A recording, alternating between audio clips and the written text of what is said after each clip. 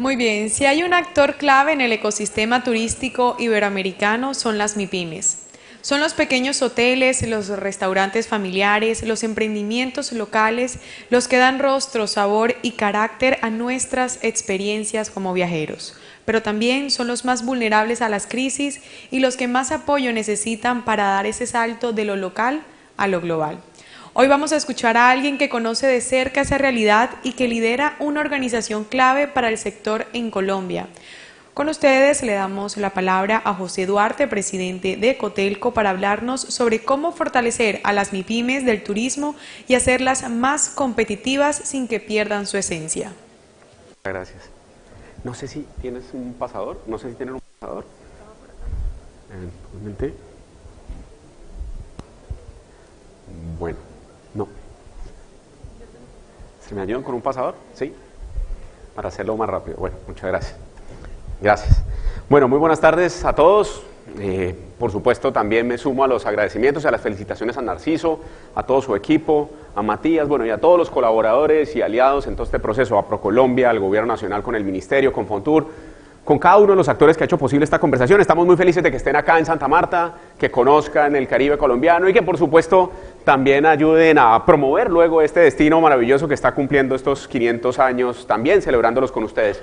Yo rápidamente les voy a plantear desde la Asociación Hotelera y Turística de Colombia una conversación muy general sobre el cómo quizás desde el sector productivo, cómo desde la hotelería, cómo desde el sector turístico vemos desde lo privado que podría haber una hoja de ruta que desde lo colectivo pudiésemos trabajar, obviamente con los actores públicos, con la academia, con las comunidades y por supuesto con el aparato empresarial. Como lo decíamos nosotros el día de ayer, cuando iniciábamos toda esta conversación muy importante, de mucho valor, vuelvo y digamos hago énfasis en ello, yo creo que el que podamos seguir avanzando en estas conversaciones con esta segunda versión permite que en este encuentro, por supuesto, podamos estar compartiendo buenas prácticas que permitan, ojalá de una manera más rápida y más pronta, atender los retos y los desafíos que aquí hemos escuchado durante toda esta jornada de hoy, también la de ayer. Y yo básicamente planteaba, en buena parte el sector turismo está compuesto por pequeñas empresas. E incluso le pasa también al sector de alojamiento turístico en nuestro país, para hacerle el zoom particularmente a lo que pasa en Colombia, y estoy seguro que así lo es en América Latina. Entonces, por tanto, quizás la primera conversación que deberíamos abordar, y lo mencionaba ahora la viceministra del Ecuador de una manera muy clara, y cuando Vanessa también moderando en su panel lo planteaba, decía, ¿qué vamos a hacer con la informalidad? Yo creo que ahí hay un reto importantísimo, porque quizás ese es el techo del crecimiento sostenible que realmente queremos que ocurra en el territorio.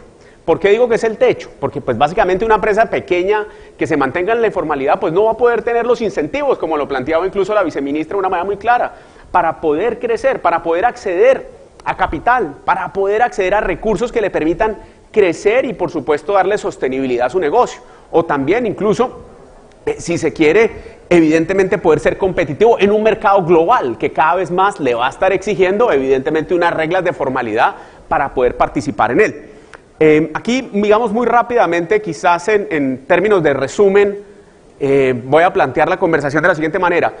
Habrán muchos elementos sobre los cuales las pequeñas empresas, las medianas, incluso las microempresas podrían estar viendo más rápido su llegada a un mercado global si por supuesto trabaja mucho más en capacitación, en acceso, y digamos acceso, ahorita lo detallaré, reglas de juego y fondos de promoción, que además aquí hay un ejemplo muy interesante desde Colombia, y creo que además lo que ha venido haciendo la CAF hay que resaltarlo también. Con, por supuesto, toda una línea transversal de apoyo en sostenibilidad, calidad, en una integración subregional que debemos trabajar cada vez más nosotros, además como apuesta, si se quiere, de región iberoamericana. Necesitamos facilitar cada vez más la cercanía de nuestros propios connacionales a que conozcan nuestros países en la región.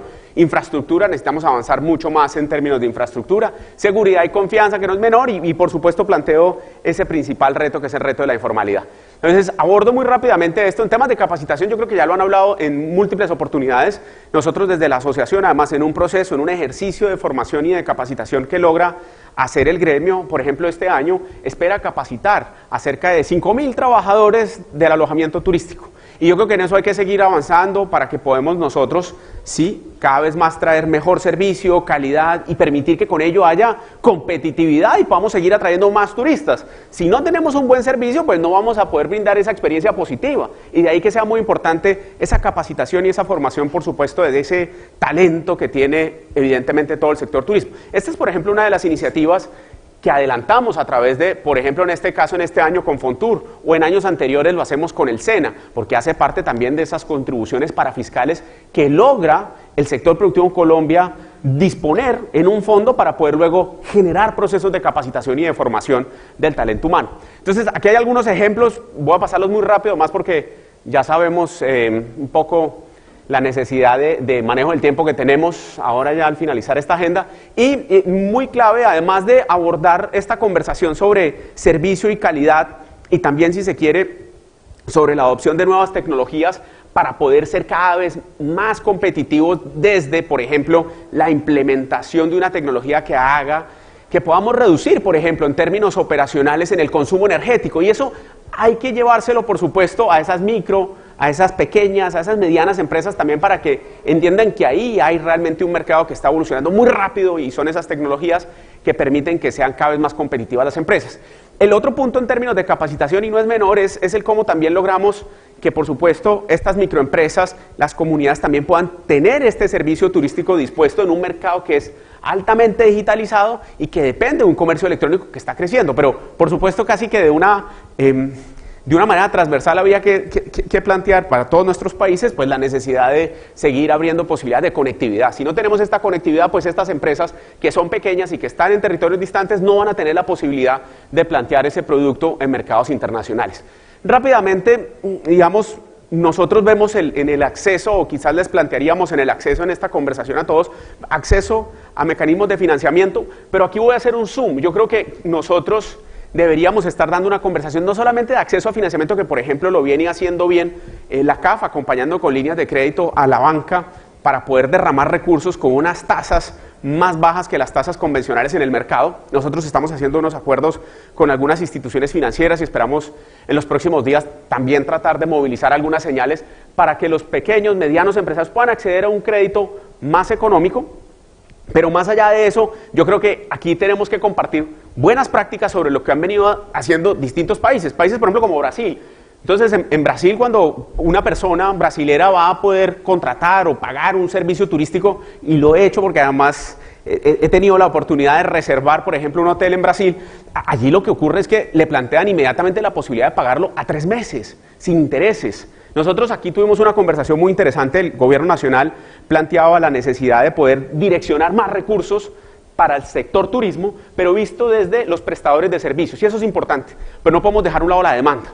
En Colombia cerca de un 30-37% del consumo del turismo se hace con tarjetas de crédito. Y si se hace con tarjetas de crédito y tenemos unas tasas de interés altas, a lo cual vamos a estar más expuestos porque la inflación es muy posiblemente que empiece a tomar otro rumbo con estas disputas globales que estamos viendo y que va a encarecer los precios en los mercados, pues va a empezar a subir también nuevamente la tasa de intervención de nuestros bancos, de las bancas centrales. Si sube esa tasa de interés, otra vez vamos a estar expuestos a un crédito cada vez más costoso o cada vez más un producto más caro que no pueda acceder o que no podría acceder, pues al menos en nuestro caso, el mercado colombiano tan fácilmente por estas mismas tasas. Entonces yo creo que ahí hay que ver, Argentina también lo ha hecho, son 12 meses, 0% de interés, pero si se quiere emulemos casos del sector productivo que está más, digamos, en el lado de bienes, en donde hoy por hoy uno entra a cualquier plataforma de compra, ejemplo Mercado Libre, y encuentra que uno puede comprar un celular o cualquier aparato electrodoméstico 12 meses sin interés. Y uno dice, pero bueno, ¿y por qué no hacemos esto con el turismo? ¿Por qué no logramos nosotros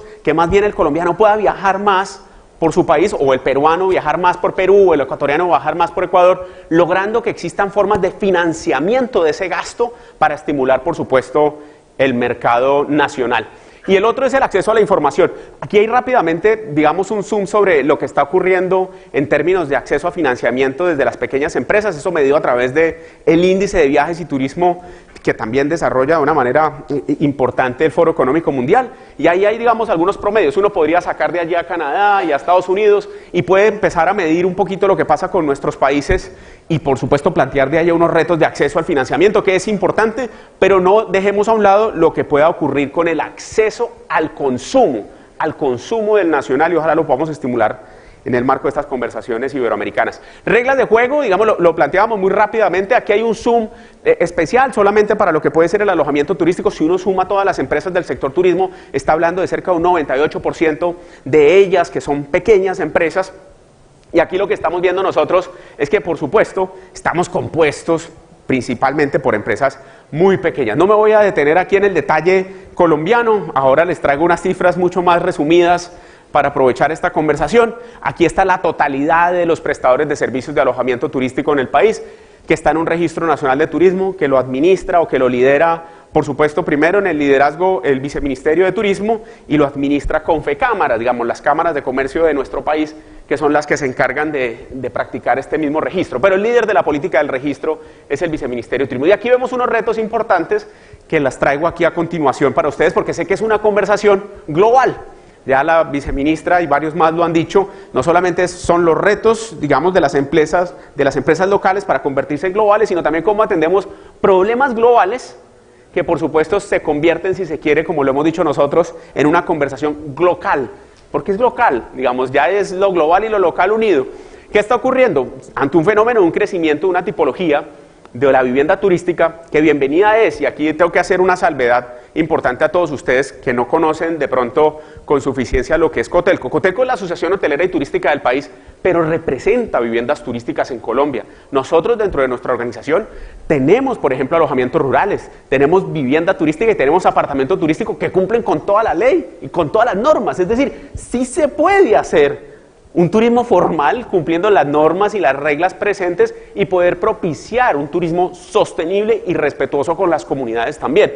Entonces aquí ¿qué encontramos? Y este es un breve resumen de lo que ocurre en Colombia. En el 2020 teníamos 10.314 hoteles, teníamos en el Registro Nacional de Turismo 10.355 y en viviendas turísticas, que es esto negro, digamos que está acá, esta es la vivienda turística en el RNT y esta es la vivienda turística en las plataformas de distribución digital. ¿Cuáles? Airbnb, Booking, Vrbo y HomeAway. Agarramos solo 4. Ahí no está ni TikTok, ni Facebook, ni Instagram, ni nada de eso. Que ahí además hay un mercado mayor y mucho más grande que también nos preocupa. ¿Y qué ocurre? Claro, viene entonces la ley, por fortuna, una ley importante de turismo que se ha mencionado el día de ayer también. Y entonces ya le empieza a exigir más a las plataformas de distribución digital su responsabilidad de obligarle a esa vivienda turística que se pueda mostrar solo siempre y cuando tenga registro nacional de turismo. Ya entonces terminamos en el 2024 bajo esa obligación, por supuesto con 13.584 hoteles, digamos un crecimiento que atiende a la realidad del solicitar un permiso, de una planeación, de por supuesto poder adelantar un modelo de negocio que vuelvo e insisto, la gran mayoría son pequeños, son familias. En el caso colombiano cerca del 90% de esas empresas son empresas familiares además. Pero entendiendo que son pequeñas, pues estamos viendo que hay una competencia muy alta, una competencia que bienvenida es, pero que la necesitamos en el marco de unas reglas de juego, en donde hay 67.523 en el Registro Nacional de Turismo, pero por fuera, en las 4 plataformas de distribución digital, 104.000. Y eso nos llama mucho la atención, porque ya lo hemos hablado acá en distintas oportunidades, hay un incremento del 522% si uno compara el 2020 al 2024 en la vivienda turística, y nos llama la atención es porque aquí se ha hablado varias veces de cómo se logra mejor capacidad de rama, mejor capacidad de gasto. Bueno, no, pues si desde la oferta crece esto al 520% y en el crecimiento del turismo internacional, ahorita haré un zoom sobre eso, que va bastante bien Colombia en el tema, crece al 12%, pues no existe, digamos, forma alguna que sostenga la posibilidad de que el mercado pueda atraer esa mejor derrama económica y pueda generar un impacto sostenible en el territorio para las comunidades. No existe forma alguna, realmente, y creo que además esta es una conversación que comparten sus países, porque con varios de ustedes tenemos algunas conversaciones permanentes sobre este problema, que es un problema global y que cada vez más se reglamenta, que cada vez hay más países como el Ecuador o como el Uruguay o como México que han avanzado de una manera maravillosa en la legislación, o como lo decía la misma directora de ONU Turismo, Natalia Bayona, que decía, pues nosotros ya hemos visto los efectos y los impactos de una plataforma de distribución digital y la necesidad de una reglamentación y donde se debe abordar sí o sí la planificación de ese crecimiento. Esto es un poco lo que ocurre en Santa Marta. Entonces, para que tengan el contexto, Santa Marta es un destino turístico maravilloso, espectacular. Hay 369 hoteles, hay 5.691 viviendas turísticas en el registro y 7.336 en las plataformas de distribución digital. Voy a hacer un zoom rápidamente al slide anterior. De las 67.000 viviendas turísticas que existen ahí, solo 7.000 están aportando en impuestos parafiscales, cuando es una obligación de todos los prestadores de servicios turísticos. Entonces uno dice, claro, en el tema de la contribución, que además lo han planteado varios acá también, y bueno, ¿y cómo podemos hacer una compensación por el desarrollo de esa actividad económica? No, solo hay 7.000 que están aportando un impuesto parafiscal, que aquí, para que tengan un zoom, es el 2.5 por mil de los ingresos operacionales. Ya, vuelvo aquí a esto. Hablábamos de la planificación, de evitar la masificación, y esta es una conversación colectiva con todos ustedes. Miren, este es un poco como la distribución de cada una de las opciones de alojamiento turístico que existen en Santa Marta, y ahí evidentemente tenemos que llamar a esa conversación de, bueno, ¿cuáles son, digamos, esas necesidades que hay que satisfacer desde el mercado y cuál es la oferta que ya está para poder satisfacerla de una manera positiva sin generar impactos negativos? ¿Por qué impactos negativos? Porque nos hemos dado cuenta un poco en la conversación con el territorio que llegarán a esta ciudad de Cartagena en los próximos 2 años 9.000 apartamentos turísticos, que no son apartamentos turísticos como quisiera alguien definirlos, son inmuebles de uso turístico, que se construyeron como un edificio residencial, porque así ha sido, se construyen como un edificio residencial y al otro día se volcan en una plataforma de distribución digital. No, es la competencia más dura sobre esa pequeña empresa, les quiero decir. No es sobre el más grande, porque el más grande tiene unas áreas complementarias para competir, tiene unos servicios grandes para poder estar ahí en el mercado y decir, no, venga que yo lo recibo en el grande. Ese tiene mejores oportunidades de competencia. Le duele, por supuesto, que enfrente hay un edificio que no esté contribuyendo, por ejemplo, con un predial, con un uso del suelo. Pero el más pequeño, que es la gran mayoría de los emprendedores de Colombia, es el que se tiene que enfrentar a la construcción de ese edificio residencial que al otro día está allí volcado en la plataforma de distribución digital. Un poco para que también vean la caracterización de nuestro sector, que sé que sirve en la conversación local de ustedes. Cerca de un 75% de los ingresos de esas 4 plataformas está concentrada en 4 ciudades capitales. En 4 ciudades capitales del país. Entonces uno dice, no, aquí no hay una conversación de una distribución del turismo. Ahí es una llegada sin barreras de acceso, a donde haya mercado, destruyendo además empleo, porque lo hemos visto desde la encuesta que practica el DANE, en una disminución de generación de empleo, o incluso desde otra encuesta más grande, que es la gran encuesta integrada de hogares, en donde vemos una disminución del empleo del 7%. Entonces uno dice, bueno, claro, si la ocupación se cae desde las empresas formales y se volca a esta oferta de vivienda turística, una vivienda turística que crece muy rápido, el 90% de ellos mismos dicen, genero 0 empleo, pues por supuesto no va a generar el impacto positivo en el territorio. Lo que nos termina propiciando es un crecimiento de la informalidad. Y aquí hemos hablado también de la informalidad laboral, del cómo poder sumar en un reto que tenemos desde Iberoamérica, y es el cómo bajamos ese grado de informalidad laboral que existe, en donde sí les puedo decir que el sector de alojamiento turístico y de la hotelería es varias veces más formal que otras actividades económicas. Entonces, también hay que dar esa conversación no solo desde el empresario, sino desde la familia. Desde la familia, un empresario que principalmente es pequeño, y también desde las familias que están detrás de la prestación de ese servicio de alojamiento turístico. Sigo muy rápidamente de los fondos. Yo creo que en una conversación también global habría que hablar, por ejemplo, de lo que ha hecho el gobierno nacional. Tiene en el plan sectorial de turismo una apuesta interesante con el viceministerio, y aquí está el viceministro, que habla de Empretur, de cómo poder estimular entonces a través de este fondo unos emprendimientos turísticos con una buena destinación de presupuesto que se le ha garantizado a través de los recursos de Fontur para poder estimular esas MIPYMES turísticas con un apoyo financiero del gobierno. Ahí hay un caso importante, y yo creo que, claro, en esta conversación también tenemos que invitar a compartirnos estas buenas prácticas de cómo estos fondos están funcionando, si son efectivos o no, si sirven para estimular entonces esa oferta de pequeños empresarios, como en el caso al menos colombiano se está haciendo o se busca hacer a través de Empretur. Hay un tema importante. La CAF ha sido un jugador también de apoyo y de respaldo al evento. La CAF viene haciendo su esfuerzo también de apoyo al sector financiero, y creo que cada vez más apoyarse con esa banca multilateral pues sirve para poder lograr unas mejores condiciones de acceso, evidentemente, a la posibilidad de crédito que les permita luego incluso adoptar tecnologías. Y en temas de sostenibilidad, que además lo dejábamos como transversal, hay que seguir trabajando en esta apuesta. No me puedo demorar mucho en esto, pero ahí Colombia, ya ustedes también lo han mencionado en varias oportunidades, Colombia junto con otros países tiene una legislación importante en la materia. Hay que seguir trabajando para proteger esos insumos de naturaleza que permita que Colombia se pueda vender como un destino turístico sostenible en términos de naturaleza, pero además en el desarrollo de la actividad turística como tal.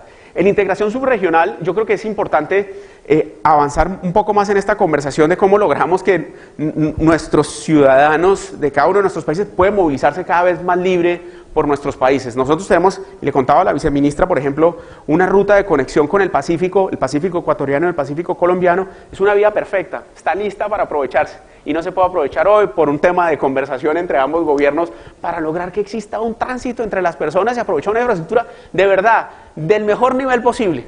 La recorrimos, estuvimos allá, estuvimos en el lado ecuatoriano y yo creo que ahí tenemos que hacer mucho esfuerzo en la integración de nuestros países, con la colaboración evidentemente de los gobiernos, del empresariado y de las comunidades para poder acercar más. Hay, por ejemplo, conversaciones con el lado venezolano, cómo no facilitar esa conexión, por ejemplo, del transporte turístico terrestre entre ambos países. No puede ser posible que una empresa tenga que parar en la frontera y uno tenga que transbordar para poder montarse en otro bus y poder seguir derecho en el recorrido, cuando estamos hablando de una integración regional que es fundamental en el crecimiento, evidentemente, de esas pequeñas y medianas empresas, que es lo que predomina realmente en el aparato turístico de nuestros países. Esta es un poco la distribución de esa integración, lo hablábamos ahorita de la relevancia un poco de Ecuador, esta es una comparación que tenemos de enero a marzo del 2025, estos son datos de Migración Colombia, es un poco los mercados que más mueven a nuestro país, y ahí en esto me conecto un poco con la misma conversación del presidente de la CAF, que nos planteaba el día de ayer en nuestro evento aquí mismo, y él decía, bueno, hay que ver qué puede pasar con una contracción de ese mercado de los Estados Unidos. Para nosotros, por ejemplo, para Colombia es muy importante el mercado de los Estados Unidos, representa cerca del 30% de los visitantes extranjeros que recibimos, pero sí es clave un poco ese llamado que él tiene de 70 millones de latinos allá en los Estados Unidos. Llama mucho la atención ese mensaje y de ahí ojalá sirva, pues por supuesto, toda una conversación desde aquí, desde este escenario. Y ya por último, quizás en la última propuesta que haríamos en esta mirada de cómo estimulamos ese microempresario, ya mencionábamos de cómo estimular el gasto y el consumo. Yo creo que es importante que empecemos a medir mucho más el turismo interno. Y yo lo sé, hace 25 años y quizás con muchos de ustedes, hace 25 años cuando empezamos a hablar de temas de turismo, empezábamos a decir, no, siempre vamos a tener que medirnos por visitantes extranjeros, porque si no, entonces China va a ser siempre la primera potencia turística del mundo, ¿sí? Porque claro, tiene muchas personas viajando por su país. Pero yo creo que cada vez más tenemos que profundizar en cómo podemos medir más qué cantidad de connacionales viajan por nuestros propios países y cómo poder estimular esa política de movilización de nacionales para recorrer nuestros territorios.